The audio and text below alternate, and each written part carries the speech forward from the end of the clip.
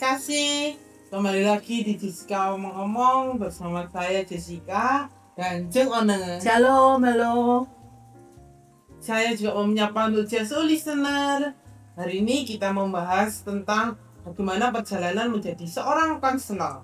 Yuk kita mulai ya Bu. Yuk.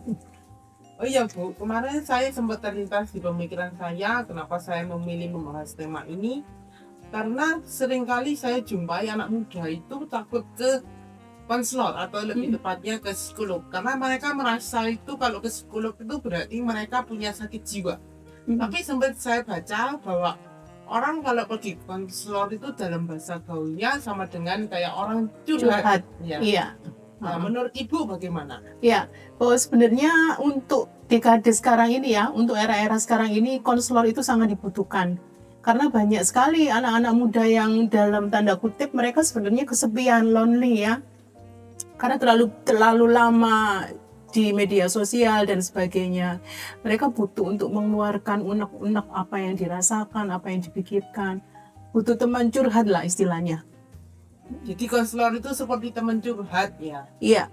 Nah, itu didengarkan JSO listener bahwa kita tidak perlu takut ya konselor ya. Karena seperti teman curhat. Biasanya orang kalau setelah konseling atau setelah curhat sama konselor, itu tahap pertama yang dilakukan oleh Ibu Ona itu apa? Tahap pertama selain perkenalan, itu biasanya saya lebih banyak mendengar. Apa yang menjadi keluhannya klien, apa yang menjadi permasalahannya.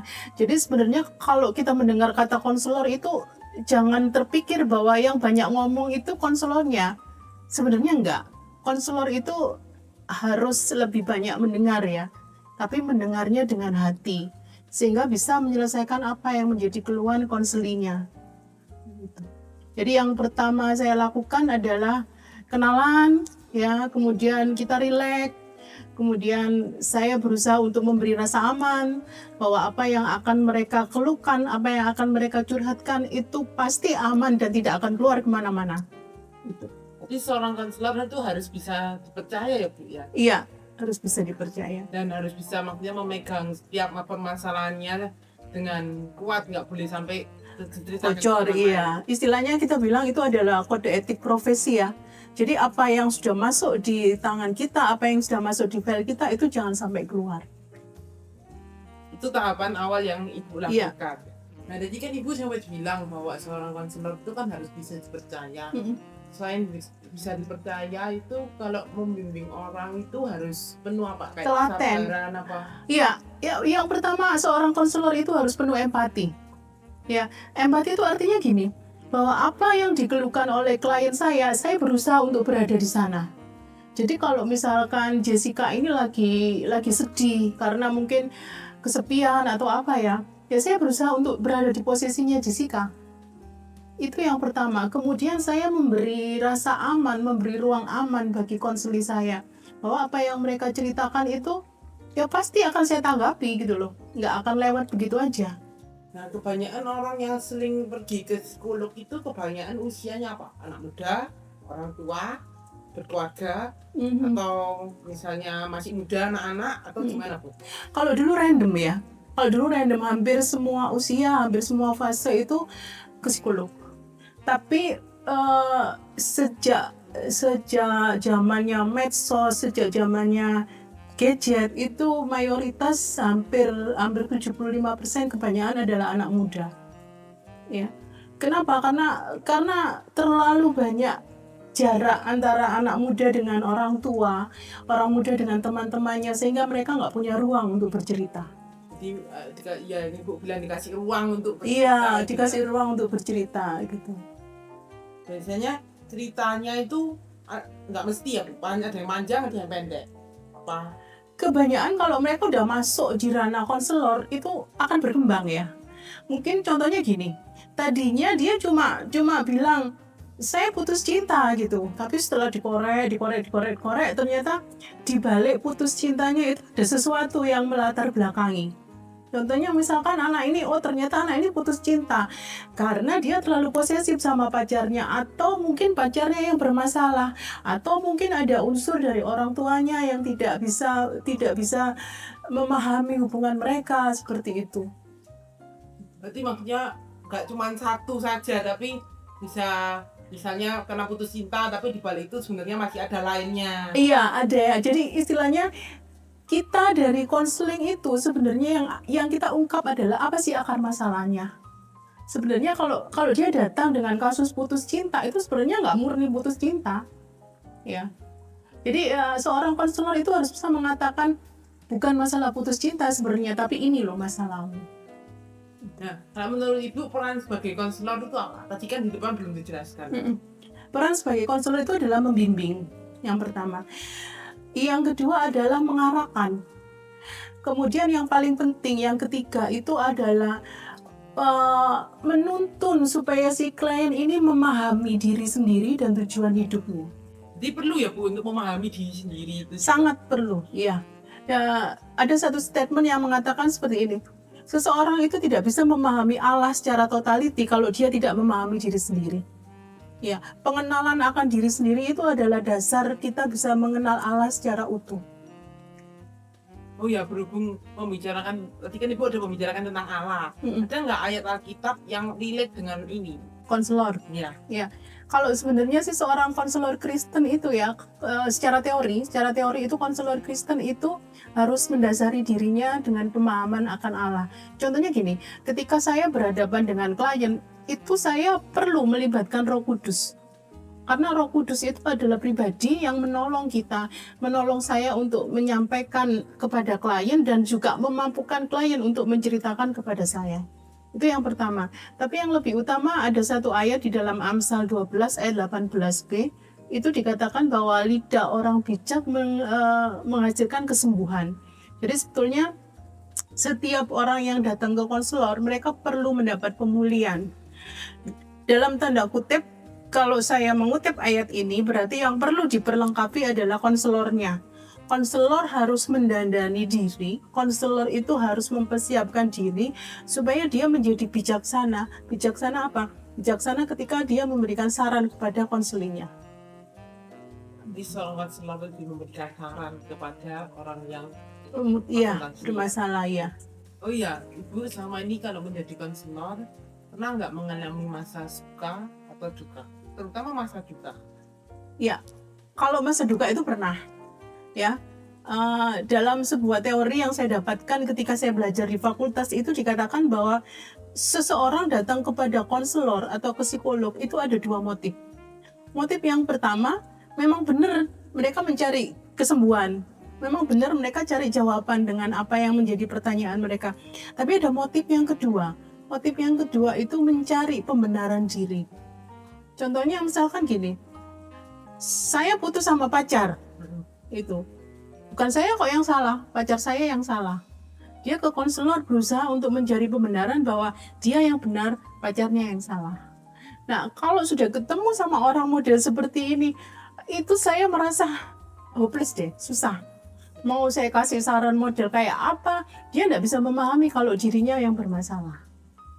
Dia merasa dirinya baik-baik saja. Iya, dan tidak merasa butuh gitulah. Contoh yang paling banyak yang membuat saya ngeri atau saya berduka itu adalah kasus anak-anak ya. Kalau kasus remaja biasanya mereka datang tanpa pendampingan orang tua.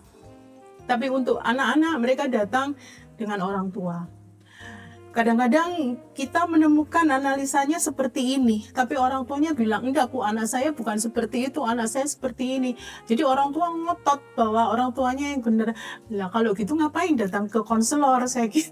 Nah itu yang dukanya di situ. Tadi kan Bu Ona sempat menceritakan bahwa punya banyak klien yang putus cinta datang ke Bu Ona. Nah, pernah nggak ada yang paling ekstrim datang ke Bu Ona? Ada. Yang datang bukan kliennya, yang datang temannya, sahabat dekatnya. 11:30 malam saya ditelepon gitu. Dia bilang gini, Bu, tolong ikut saya. Loh, ini sudah 11:30 malam, tapi saya butuh ibu sekarang untuk mengkonselingi ini anak gitu ya, untuk assessment ini anak teman saya gitu. Saya dibawa ke salah satu rumah sakit terbesar di Surabaya.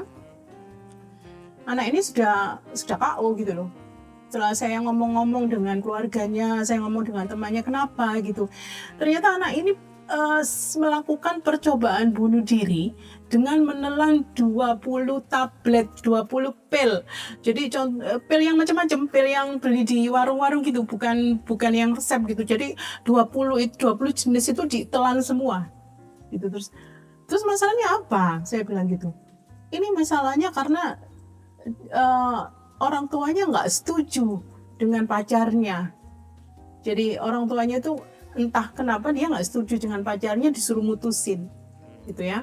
Jadi akhirnya setelah anak itu sadar, baru saya ngomong ke dia baik-baik, kenapa kok sampai dia melakukan ini. Dia cerita, orang tuanya tidak merestui hubungannya, disuruh putus dan sebagainya. Lalu dua-duanya saya panggil, saya ajak ngomong, kita bicara dari hati ke hati.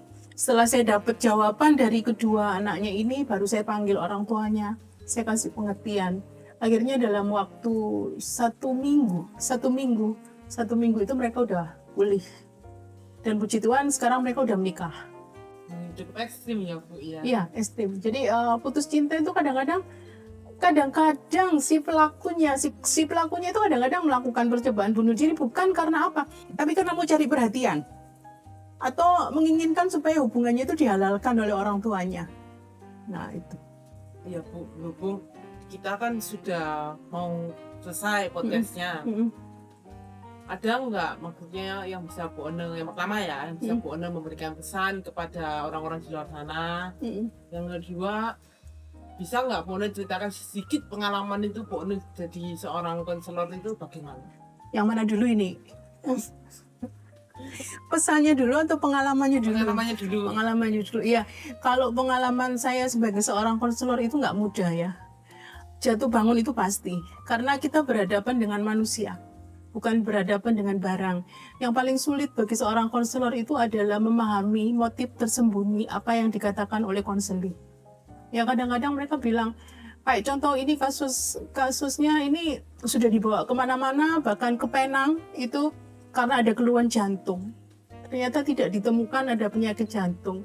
Nah setelah dikorek, ternyata ibu ini punya satu anxiety, punya satu kecemasan, ada ketakutan ketika harus melepaskan warisannya kepada anak-anaknya.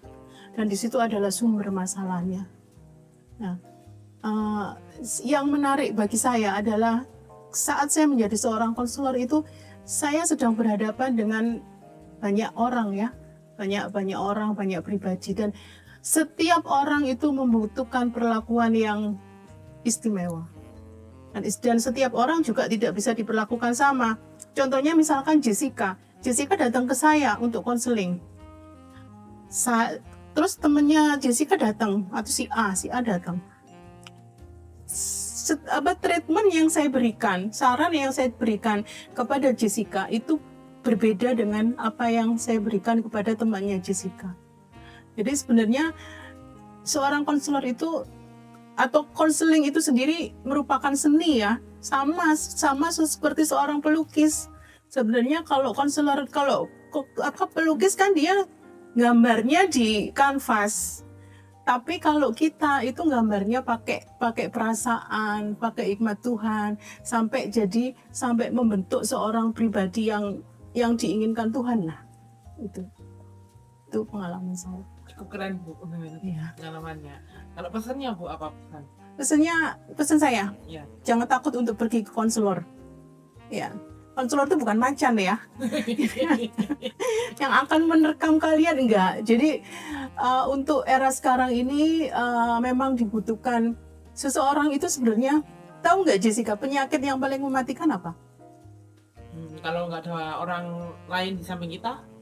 Iya benar. Jadi penyakit yang mematikan itu bukan penyakit terminal seperti jantung, stroke dan sebagainya, bukan.